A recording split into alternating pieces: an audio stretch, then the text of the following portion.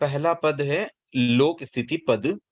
लोक स्थिति 10 प्रकार की है। यहाँ पर ऐसी कुछ स्थितियां बताई गई है जो लोक में होती है और शाश्वत है, मतलब हमेशा रहती हैं। क्या वो स्थितियां हैं उसके बारे में बताया गया है। पहली है कि जीव बार बार मरते हैं और वही लोक में बार बार प्रत्युत्पन्न होते हैं, यह एक लोक स्थिति है। मतलब ऐसे स्टेटमेंट्स है जो यूनिवर्सल ट्रूथ है काइंड ऑफ। तो उन स्टेटमेंट्स को हम पढ़ते हैं, समझते हैं, ताकि हमें ये क्लियर हो जाए कि ये सब बातें शाश्वत है और हमेशा रहती हैं। दूसरा पॉइंट है जीवों को सदा प्रतिक्षण पाप कर्म का बंध होता है। अब यहाँ प्रतिक्षण पाप कर्म इस अपेक्षा से है क्योंकि ज्ञानावरणीय आदि कुछ ऐसे कर्म हैं जो सतत बंधते रहते हैं जब तक कि उनका बंध विच्छेद नहीं हो जाता है। तो यहाँ बंध विच्छेद न होने तक की अपेक्षा भी समझनी होगी। और इवन यहाँ जब जीवों को लिखा है तो सभी जीवों को नहीं होगा, यहाँ सिद्ध जीवों को नहीं है, केवल संसारी जीवों में और जिनके बंध विच्छेद नहीं हुआ है, मतलब जो मोहनीय कर्म को क्षय कर देते हैं फिर उनके पाप कर्म का बंधन नहीं होता है। तो कुछ अपेक्षाओं के साथ हमें बात को समझना होगा। तीसरा पॉइंट है जीवों के सदा प्रतिक्षण मोहनीय पाप कर्म का बंध होता है। अगेन ये भी अपेक्षा से ही समझने की बात है। सामान्यतया सभी जीवों के हर समय मोहनीय पाप कर्म का बंध होता रहता है। फिर चौथा पॉइंट है न ऐसा कभी हुआ है, न ऐसा हो रहा है, न ऐसा कभी होगा। अब ये बातें है ना और ज्यादा स्ट्रांग है, मतलब इससे पहले के जो 3 पॉइंट है ना वो अपेक्षा भेद से कुछ कुछ चीजें कुछ परिस्थितियों में ही एप्लीकेबल थी, इसलिए यहाँ पर सिंपल बात रखी गई थी। लेकिन अब चौथे पॉइंट से ये बात भी साथ में आई है कि पास्ट, प्रेजेंट और फ्यूचर तीनों ही कालों में ऐसा पॉसिबल नहीं है। वो क्या है कि जीव कभी अजीव बन जाए या अजीव जीव बन जाए, तो ये भी पॉसिबल नहीं है। अब यहाँ पर यह बात ध्यान रखें कि जो जीव है तत्व द्रव्य के रूप में, वो तो जीव ही रहता है। हाँ, अगर किसी शरीर से कोई जीव अलग हो जाता है, या जैसे हम कहते हैं कि पानी सचित्त पानी को अचित्त कर दिया, तो वो जीव अजीव नहीं बना है। उस शरीर में से जीव बाहर आ गया है, अब खाली शरीर बच गया। इसलिए वहां से जीव का चला जाना वो एक अलग बात है, लेकिन जीव कन्वर्ट नहीं हुआ है जीव में, और इसी प्रकार से अजीव भी कभी जीव में कन्वर्ट नहीं होते हैं। फिर पांचवा पॉइंट भी इसी तरह का है, न ऐसा कभी हुआ, न ऐसा हो रहा है, न ऐसा कभी होगा। क्या है पॉइंट? त्रस्त जीवों का व्यवच्छेद हो जाए और सब जीव स्थावर हो जाए। दूसरा पॉइंट साथ में दिया गया है, स्थावर जीवों का व्यवच्छेद हो जाए और सब जीव त्रस्त हो जाए। मतलब कि सारे के सारे जीव जितने त्रस्त है वो सब समाप्त होकर के केवल स्थावर रह जाएं इस संसार में, इस लोक में। या उल्टा हो जाए कि सारे स्थावर समाप्त हो जाए और केवल त्रस्त रह जाए, तो ऐसा भी पॉसिबल नहीं है। मतलब त्रस्त में भी कोई ना कोई जीव सदा रहेंगे और स्थावर में भी कोई ना कोई जीव सदा रहेंगे। उसके बाद छठा पॉइंट है, यहाँ भी 3 काल के अनुसार बात की गई है कि लोक अलोक हो जाए और अलोक लोक हो जाए, ऐसा पॉसिबल नहीं है। मतलब जो लोक है वो लोक ही रहेगा, जो अलोक है वो अलोक ही रहेगा। उसके आगे है एक और पॉइंट जो भी लोक अलोक से संबंधित है, ये भी त्रिकालात्मक बात है। लोक अलोक में प्रविष्ट हो जाए और अलोक लोक में प्रविष्ट हो जाए। मतलब ये पॉसिबल नहीं है कि लोक जहां है वहीं रहेगा, थोड़ा सा भी 1 इंच भी अलोक की तरफ नहीं मूव हो सकता है, और इसी तरह से अलोक भी लोक में मूव नहीं हो सकता। जो जैसे हैं, जिस स्थिति में है, उनकी पोजीशन वैसी की वैसी रहती है ऑलवेज। और त्रिकालात्मक बात है, मतलब न कभी पास्ट में ऐसा होगा, न फ्यूचर में होगा, न वर्तमान में हो रहा है। फिर आठवां पॉइंट, जहां लोक है वहां जीव है और जहां जीव है वहां लोक है। मतलब जहां जहां जितना एरिया लोक का है उस पूरे लोक में सर्वत्र जीव हैं, और जहां जहां जीव हैं वहां वहां लोक हैं। लोक के बाहर जीव जा नहीं सकते और लोक में कोई ऐसा स्थान नहीं है जहां जीव न हो। नौवां पॉइंट है, जीव और पुद्गलों का गति पर्याय है वह लोक है। जहां लोक है वहां जीव पुद्गलों का गति पर्याय है। मतलब जीव और पुद्गल जहां जहां गति कर सकते हैं वो पूरा लोक है। लोक के बाहर थोड़ा भी गति नहीं कर सकते, मतलब 1 इंच भी बाहर नहीं जा सकते लोक में। और लोक में सर्वत्र गति कर सकते हैं जीव और अजीव। और अंतिम पॉइंट दिया गया है, समस्त लोकांतों के पुद्गल दूसरे रुक्ष पुद्गलों के द्वारा अबद्ध पार्श्व स्पृष्ट। अबद्ध का मतलब नहीं बंधे हुए, पार्श्व स्पृष्ट, स्पृष्ट का मतलब टच किए हुए, पास मतलब पास में टच हो ऐसे, तो इसका मतलब होता है कि वो अबद्ध और अस्पृष्ट है, मतलब पास में टच किए हुए नहीं है और बंधे हुए नहीं है। तो समस्त लोकांतों के पुद्गल, अब लोकांत पर जितने भी पुद्गल हैं, वे दूसरे रुक्ष पुद्गलों के द्वारा अबद्ध पाशपृष्ठ होने पर भी लोकांत के स्वभाव से रुक्ष हो जाते हैं। मतलब ये हुआ कि वो जो पुद्गल जो लोक की बॉर्डर पर हैं, वो सब रुक्ष बन जाते हैं। क्यों बन जाते हैं? क्योंकि अब वो थोड़े से भी आगे कहीं मूव नहीं हो सकते, वो बॉर्डर लाइन पर आकर एकदम अटक जाएंगे। तो वहां पर वो रुक्ष बन जाते हैं, रूखे बन जाते हैं, किसी से कुछ उनका मतलब जहाँ चिकनाहट होती है ना, वहां पर आकर्षण हो जाता है, एक दूसरे को आकर्षित करके पास में लेकर चिपक जाते हैं। बट लोकांत के जो पुद्गल है, वे स्वभाव से ही रुक्ष हो जाते हैं और उस कारण से जीव और पुद्गल लोकांत से बाहर जाने में समर्थ नहीं होते हैं। तो ये भी एक कारण है कि जीव और पुद्गल लोक से बाहर क्यों नहीं जा सकते हैं। अब द्वितीय सूत्र है, शब्द के 10 प्रकार हैं। शब्द के 10 प्रकार बताए गए हैं। सबसे पहले है निर्हारी, यानी कि घोषवान शब्द, जैसे घंटा, घंटे की जो आवाज आती है, घोष जैसी आवाज गूंजती रहती है। इसके बाद पिंडिम, घोष वर्जित शब्द, जिसमें घोष नहीं होता है, नगाड़े की जैसे आवाज है। फिर है रुक्ष, जैसे कौवे की आवाज। फिर भिन्न, वस्तु के टूटने से होने वाला शब्द, उत्पन्न होने वाला शब्द। जर्जरित, जैसे तार की आवाज, कोई भी बाजा बजाते हैं तार वाले, उसमें जो आवाज आती है। फिर दीर्घ, जो दूर तक सुनाई दे, मतलब जिसकी डिस्टेंस बहुत लंबी दूरी तक जो शब्द सुनाई दे सके, वो दीर्घ कहलाता है। जैसे बादल का गर्जना, अब बादल जब गरजते हैं तो कितने दूर, कितने हाइट पर वो बादल होते हैं और इसकी आवाज कहाँ कहाँ सुनाई देती है। फिर होता है रस्व, सूक्ष्म शब्द, जो आवाज बहुत मतलब ज्यादा दूर तक नहीं जाती है, जैसे वीणा का शब्द। इसके बाद है पृथकत्व, पृथकत्व, अनेक बाजों का संयुक्त शब्द। जब म्यूजिक चलता है तो बहुत सारे वाद्य यंत्र जब साथ में चलते हैं तो उनसे एक बहुत शब्दों की जो मिक्स वाली आवाज आती है, वो कहलाती है पृथकत्व, पृथकत्व। फिर है काकणी, काकणी का मतलब होता है सूक्ष्म कंठों की गीत ध्वनि, मतलब जो गीत की ध्वनि होती है ना, कंठ से निकालते तो एकदम बारीक आवाज जो आती है। और अंतिम है किंकणी स्वर, घुंघरू की आवाज, घुंघरू की जो ध्वनि होती है वो किंकणी स्वर कहलाती है। तीसरा सूत्र है, इंद्रियों के अतीतकालीन विषय 10 हैं। अब ये इंद्रियों के विषयों की बात है कि अ, तीसरे सूत्र में अतीतकालीन है, मतलब भूतकाल की बात है, पास्ट टेंस। और 10 विषय हैं इंद्रियों के। किस तरह से है 10 विषय? वैसे तो इंद्रियों के 5 विषय होते हैं, लेकिन प्रत्येक विषय के 2 पार्ट किए गए, 2 तरीके से बताया गया।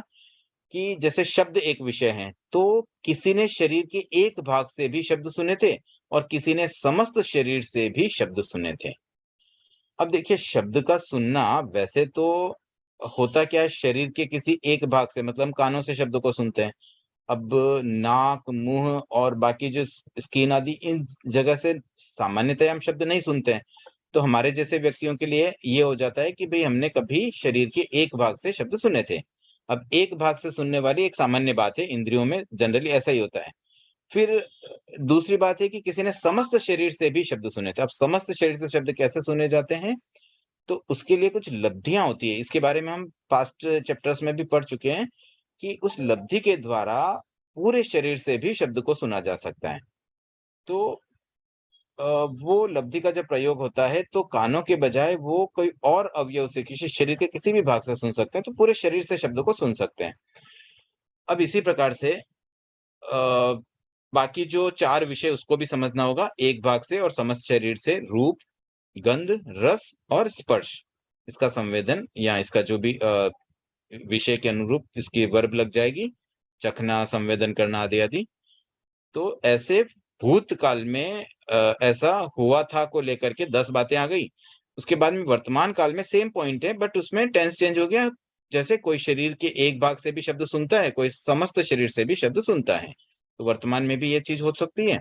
और फिर भविष्य के संबंध में भी एक और सूत्र दिया गया है कि इंद्रियों के भविष्यकालीन विषय भी 10 है। कोई शरीर के एक भाग से भी शब्द सुनेगा, कोई समस्त शरीर से भी शब्द सुनेगा। उसके बाद है अच्छिन्न पुद्गल चलन पद। अच्छिन्न का मतलब होता है जो छिन्न न हो, मतलब जो अलग न हो, संलग्न हो। किसके साथ संलग्न होते हैं? जब 2-3 परमाणु भी चिपक जाए या बहुत सारे परमाणु जब साथ में होते हैं तो वो स्कंध का रूप ले लेते हैं। तो स्कंध से संलग्न को अच्छिन्न कहा गया है। तो ऐसे अच्छिन्न पुद्गल का चलन पद बताया गया है कि कब-कब ये चलित होते हैं। वैसे तो परमाणु तो स्वतंत्र रूप से भी चलित होते हैं, आपस मतलब वो मूव होते रहते हैं। बट यहाँ पर अगर कोई स्कंध के साथ कोई पुद्गल जुड़ा हुआ है, अछिन्न है, तो उनका किन-किन परिस्थितियों में चलित होना माना जाएगा, वो बात यहाँ पर आ रही है। तो पहला है आहार के रूप में लिया जाता हुआ पुद्गल चलित होता है। जब कोई आहार के रूप में कोई पुद्गल को ग्रहण करता है जीव, तो उस समय वो पुद्गल चलित होता है। और फिर आहार के रूप में परिणित किया जाता हुआ, मतलब पहले आहार ग्रहण होता है, फिर परिणमन होता है उसमें, उसके रूप बदल जाते हैं। हम खाते कुछ है और उसका पेट में जाकर के कुछ और बन जाता है उसका। जैसे हमने कुछ आहार किया और हमारा शरीर पुष्ट हुआ, तो शरीर में ब्लड, फिर मांस आदि ये सब उसी फूड से ही परिणित हुआ है। तो परिणमन के समय भी पुद्गल चलित होता है। और फिर उच्छ्वास के रूप में लिया जाता है, मतलब श्वास लेते समय पुद्गल चलित होता है, निश्वास मतलब श्वास छोड़ते समय।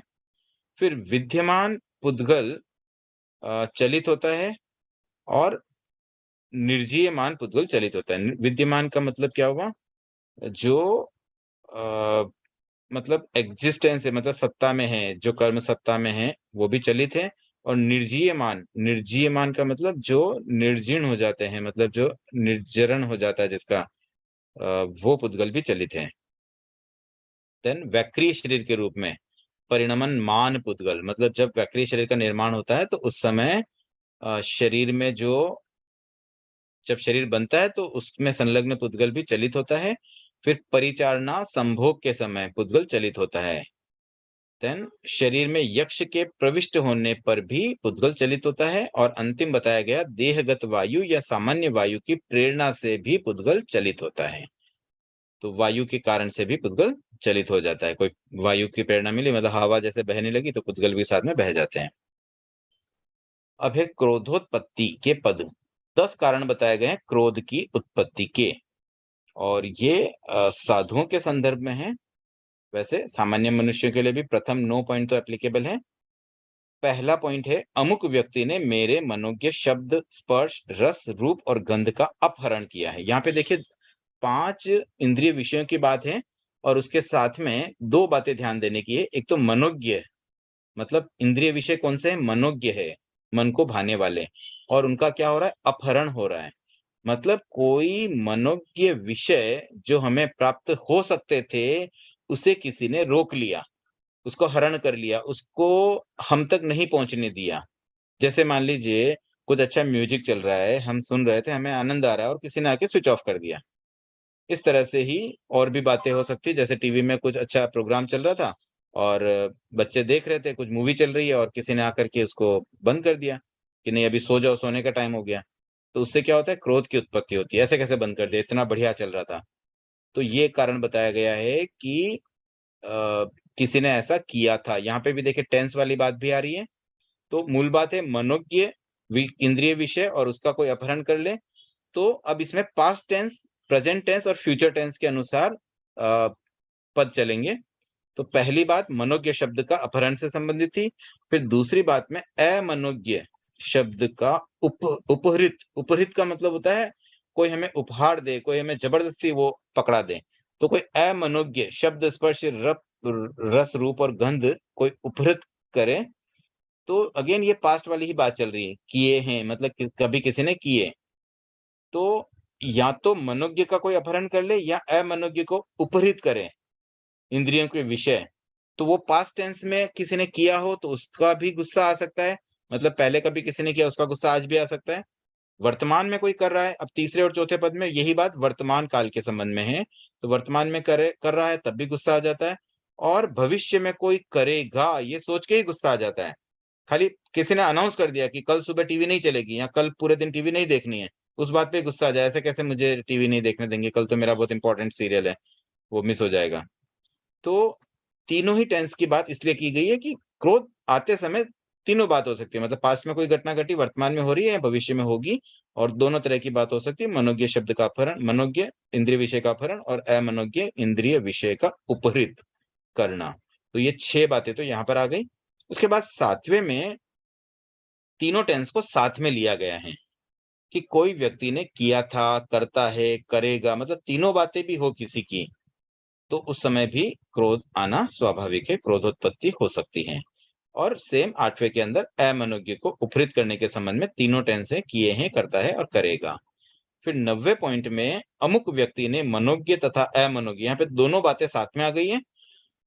उसका अपहरण किया है, करता है, करेगा, तथा उपहृत किए है, करता है, करेगा। तो एक ही केस में दोनों बातें हो सकती है, भी मनोज्ञ का कोई अपहरण करे और अमनोज्ञ का उपहृत करे, पहले किया हो, अभी कर रहा है या बाद में करे, तो ये सारी बातें 90वें सूत्र में आ जाती हैं। और अब अंतिम एक सूत्र है जो मैंने पहले ही बताया, ये विशेष रूप से साधुओं के लिए। प्रथम 9 बातें तो हम सबके लिए थी, मतलब गृहस्थ के लिए भी, साधु के लिए भी। 10वें में ये बताया गया है कि मैं आचार्य और उपाध्याय के प्रति सम्यक वर्तन करता हूँ, परंतु आचार्य और उपाध्याय मेरे साथ मिथ्या वर्तन करते हैं। मतलब मैं उनके साथ इतना अच्छा व्यवहार करता हूँ, लेकिन फिर भी वो मेरे साथ प्रतिकूल व्यवहार करते हैं, तो इस बात पर भी नाराजगी हो सकती है। अब यहाँ पे आचार्य और उपाध्याय के बजाय हम अगर अन्य कोई व्यक्तियों का नाम जोड़ दें, तो ये बात हमारे लिए भी एप्लीकेबल हो जाती है।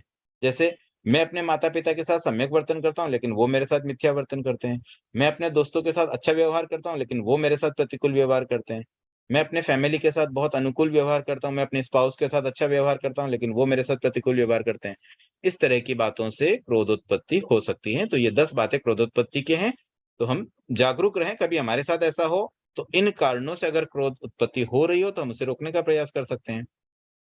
आगे है 8वां सूत्र, संयम असंयम पद। संयम के 10 प्रकार बताए गए हैं, पृथ्वी कायिक, अपकायिक, तेजस कायिक, वायु कायिक, वनस्पति कायिक। ये 5 तो एकेंद्रीय जीवों के नाम है और उनके प्रति जो संयम है, और उसके बाद द्विन्द्रिय, त्रिइंद्रिय, चतुरिंद्रिय, पंचेंद्रिय, 4 इंद्रियां आ गई।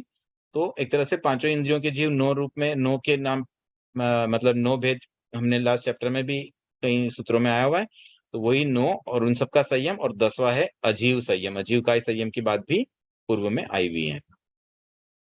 फिर 90वें सूत्र में असंयम के 10 प्रकार है, सेम यही 10 बातें हैं, उन सबका असंयम। उसके बाद संवर असंवर पद है, संवर के 10 प्रकार बताए गए हैं, श्रोत, चक्षु, घ्राण, रसन और स्पर्शन। ये 5 तो इंद्रियों के संवर है। उसके बाद मन, वचन, काय का संवर है, और अंतिम 2 है उपकरण संवर और सूचि कुशाग्र संवर।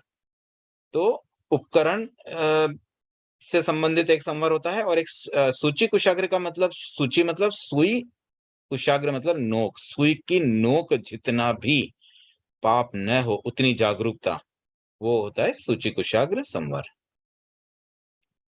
फिर असंवर के 10 प्रकार उसी रूप में है जैसे संवर के थे, वही 10 बातें यहाँ भी आ जाएगी। उसके बाद में है अहमंत पद। अहम अंत मतलब मैं, यहाँ पर मेरा अंत हो गया। अंत का मतलब यहाँ ये है कि भाई मैं एकदम बेस्ट जगह पहुंच चुका हूँ, मतलब किसी चीज में एक सर्वोच्च स्थान प्राप्त कर लेना, मतलब रैंक मिल जाना, मेरिट मिल जाना, एकदम टॉपर बन जाना। तो टॉपर यानी कि अंत, अब उसके ऊपर और कुछ नहीं था, जो था लास्ट वो मैंने अचीव कर लिया, वो बात होती है अंत के संबंध में, चरम कोटि। तो 10 स्थानों से व्यक्ति अपने आप को अंत मानकर स्तब्ध होता है, मतलब बड़ा प्रसन्न हो जाता है, ऐसा लगता है उसको कि बस मैंने सब कुछ पा लिया, कुछ बचा नहीं अभी। तो किन बातों पे ऐसा होता है? पहले तो 8 बातें वो है जो अहंकार के कारण हैं। जाति के मत से, कोई एकदम अच्छी जाति का हो तो उसको मद हो जाता है, देखो मेरी तो बेस्ट जाति है। फिर कुल के मत से, कुल कुल को लेकर के भी मद हो जाता है, मेरा कुल कितना अच्छा है। जैसे भगवान ऋषभ के समय मरीचि का जीव था, भगवान महावीर का जीव मरीचि के रूप में, जो भगवान ऋषभ के समय की बात है।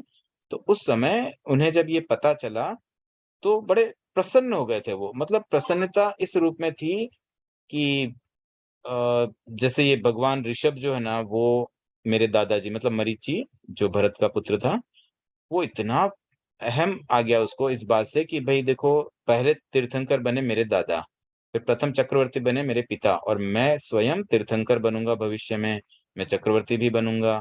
तो इस बात से बहुत ईगो आ गया, तो वो कुल का मद हो गया कि भई बेस्ट है मेरा कुल तो, इससे अच्छा कुछ हो ही नहीं सकता। इसी प्रकार से बल का मद होता है, रूप का मद होता है, तप, श्रुत, तपस्या का भी मद हो जाता है। कोई बड़ी-बड़ी तपस्या करने वाले व्यक्ति के मन में आ जाए, मेरे जितनी तपस्या तो कोई कर ही नहीं सकता, मैं तो जब चाहूँ आक्रमण कर लूँ। और कभी श्रुत का मद हो जाता है कि बहुत जब पढ़ लेते हैं, ज्ञान बहुत हो जाता है, तो मन में आ जाता है, देखो मैंने तो इतना आगम पढ़ लिया, मैंने इतनी किताबें पढ़ ली, तत्व ज्ञान में मुझसे तो कुछ भी पूछ लो, मुझे सब आता है।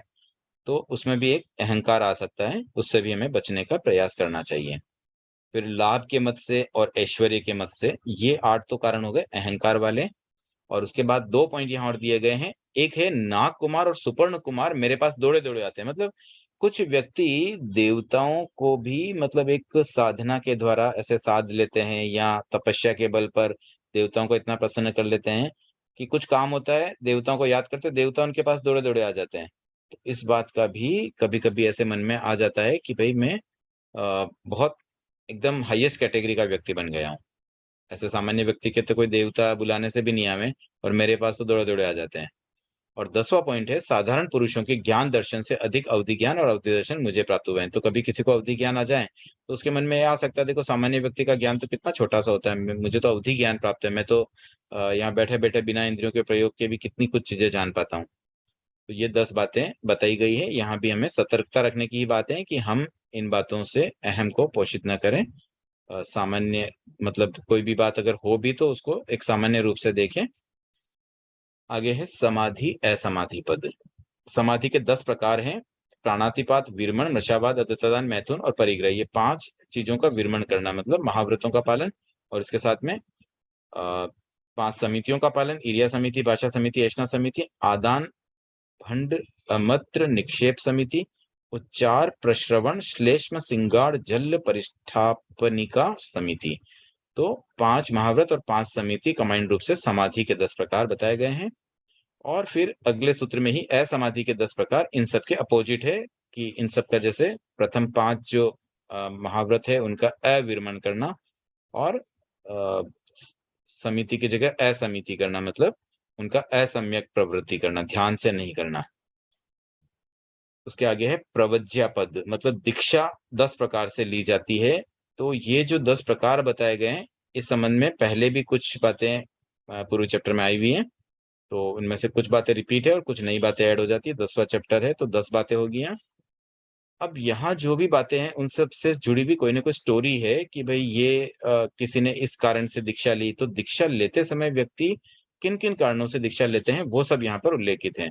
अपनी या दूसरों की इच्छा से ली जाने वाली। अब अपनी इच्छा हो गई ले ली, किसी और की इच्छा हो गई ले ली। भई मम्मी ने बोला भी दे दीक्षा ले ले, बच्चे के मन हो गया मम्मी बोल रही है तो ले लेता हूँ। और कभी-कभी स्वयं की इच्छा भी हो जाती है और क्या होता है छोटी एज में जब दीक्षा होती है ना तब तो प्रेरणा ही ज़्यादा काम आती है।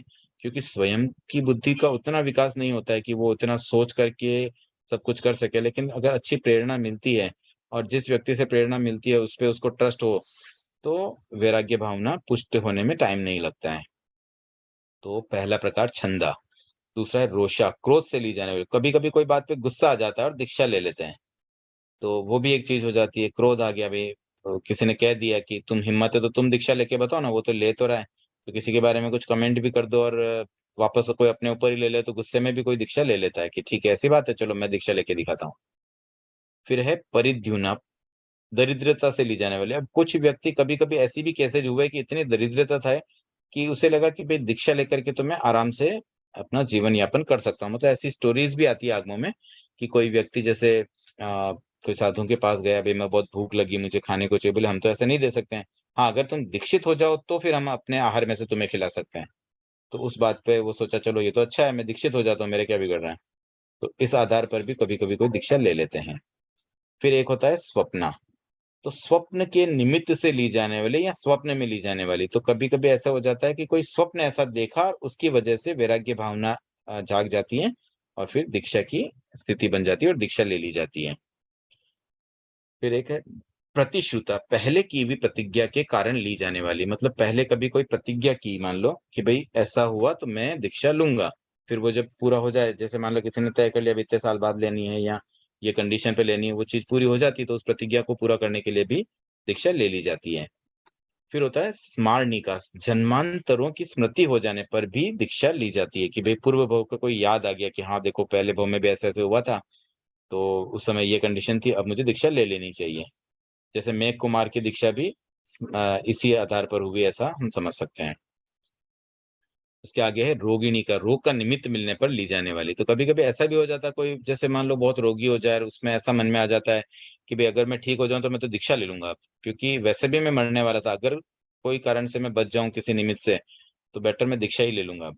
तो वैसे रोग के कारण से भी दीक्षा ले ली जाती है। उसके बाद है अनादृता, अनादर हो जाने पर, मतलब कभी किसी बात पर इतना अपमान हो जाता है कि बस वो अपमान के कारण फिर वो दीक्षा ले लेता है। और देव के द्वारा प्रतिबुद्ध होकर ली जाने वाली, देव के द्वारा भी प्रतिबुद्ध होकर दीक्षा ली जाती है, तीर्थंकर आदि इसी रूप में लेते हैं। लोकांतिक देव आकर उन्हें प्रतिबोध देते हैं और फिर वो दीक्षा ले लेते हैं। ऐसे ही मनुष्य में भी ऐसा, सामान्य मनुष्यों के लिए भी ऐसा संभव है कि कोई प्रतिबोध करे और इस तरह से दीक्षा हो जाए।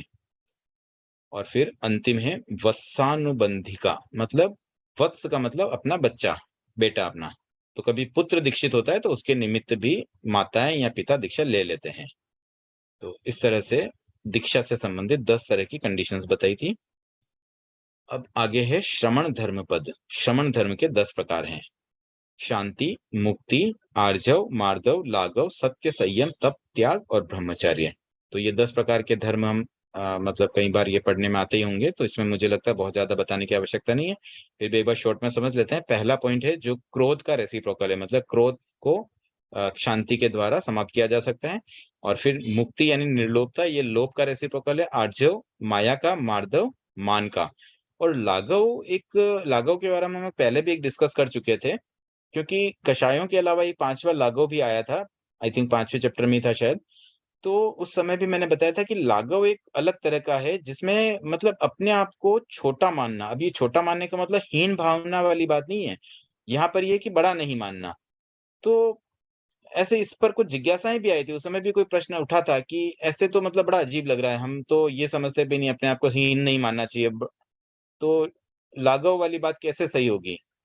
तो उस संबंध में एक और पॉइंट जो मेरे माइंड में आ रहा है अभी, कि जैसे हम कहीं जाते हैं, मान लो कोई शादी में गए, कोई फंक्शन में गए, और वहां पर हम एक सामान्य, हम देखो एक हम आत्मतुल्य वाली बात कहते हैं कि सभी आत्माएं समान हैं। और अब जैसे हम तो गेस्ट के रूप में गए, वहां पर अच्छे से खाना पीना खा रहे हैं, और कुछ व्यक्ति वहां पर जैसे वेटर्स का काम करते हैं, कुछ सर्विंग कर रहे हैं, कुछ मतलब जो प्लेट्स खाना खाई हुई जो वेस्ट प्लेट्स होती है उनको उठाने का भी काम करते हैं। अब हम अगर कभी मन में ऐसा सोच के देखें कि काश मैं उसकी जगह होता, मान लो वेस्ट प्लेट उठाने वाले व्यक्ति की जगह मैं होता, तो क्या मैं ये कर पाता? उस समय मेरी क्या मनोदशा होती? मतलब वो बात अगर कोई सहज रूप में सोच पाए, तो मुझे लगता है कि उस व्यक्ति में लाघव गुण है। ये जो बात होती है ना कि भई हम एक-दूसरे में जो भेद करने लग गए कि ये बड़ा, ये छोटा, मैं कितना बड़ा हूँ देखो। और हम जिस स्टेटस से जिस स्तर पर रहते हैं ना, तो हमारे अंडर में ऐसे कितने ही व्यक्ति हमें देखने को मिलेंगे जो हमसे बहुत निम्न कैटेगरी के कार्य करते हैं। और हम कभी कल्पना भी नहीं कर सकते कि हम भी कभी वैसा कोई काम कर सकें। कभी हम कल्पना कर लें कि कोई आपको वेटर सर्व कर रहा है, आप उसको बोलो चलो आप बैठ जाओ, अभी मैं आपको सर्व करूँ। तो वो होता है लाघवपना। और हम अगर तीर्थंकरों के चारित्र को पढ़ते हैं ना, तो उसमें ऐसी कई घटनाएँ मिलती हैं, जिसमें लाघव गुण बहुत भर-भर के पड़े हैं। तो ये गुण भी मुझे लगता है कि इस पर अगर हम चिंतन करें ना, तो हमारे जीवन में बहुत बड़ा परिवर्तन लाया जा सकता है, और हम अध्यात्म की राह में बहुत आगे बढ़ सकते हैं। तो हमें भी बहुत एक ऐसी मतलब मनोदशा बनानी चाहिए कि हम लाघव गुण के साथ अपना जीवन यापन कर सकें, ताकि न कभी कषाय प्रबल हो, और मन में इतनी सरलता आ जाए, इतनी सहजता आ जाए कि आत्मा जल्दी हल्की बन जाए, कर्मों से हम जल्दी मुक्त बन सकें। सत्य, संयम, तप, त्याग, ब्रह्मचर्य, ये तो बहुत ईज़ी है, नाम से समझ में आ रहा है, तो हम इसको छोड़ के आगे बढ़ते हैं। अब 70वां सूत्र है वेयावृत्य पद, और समय ऑलरेडी हो चुका है, तो एक बार मैं यहाँ पर ब्रेक करता हूँ। अगर कोई जिज्ञासा है तो पहले मैं पूछना चाहूँगा, तो जिज्ञासा के लिए हैंड रेज़ करें।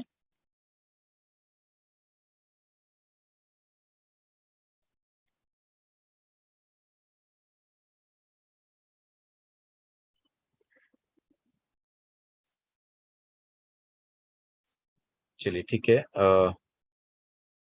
ओके, एक जिज्ञासा आई है, तो आप अपने आप को अनम्यूट करके प्रश्न पूछिए।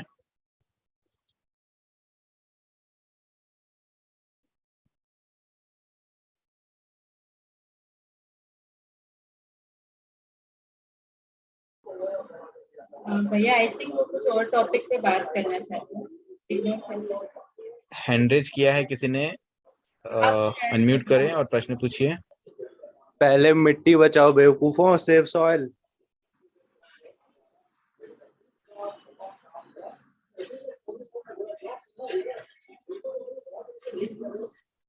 आई थिंक कोई जिज्ञासा नहीं है।